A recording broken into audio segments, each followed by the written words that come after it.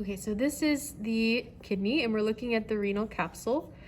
You can see that down here would be the ureter, which leads us into the renal pelvis.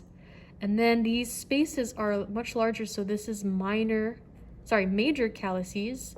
These smaller ones would be minor calyces. Each of these guys are triangular renal pyramids. In between them would be renal columns. And then at the very end, you have these sort of whitish parts, which are the renal papilla. Then you can see that for the arteries, you have renal artery. And then once you're in between the two renal pyramids, this is interlobar. As it begins to arch, so you can see here it's arching over, this is arcuate artery. Arcuate artery will then give off these interlobular or cortical radiate arteries, which you can also see over here. So this is interlobar. Now as it curves, it's arcuate. And then it rises as this kind of like burnt Christmas tree thing, which is the interlobular or cortical radiate.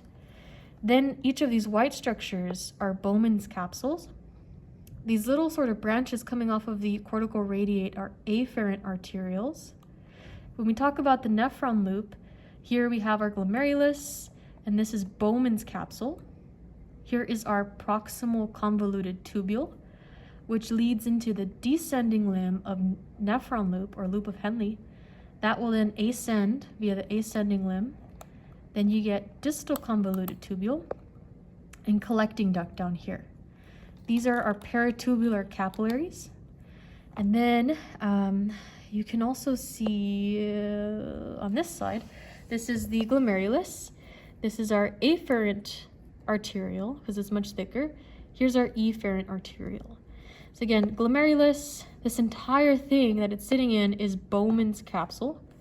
And then this is the beginning of the proximal convoluted tubule.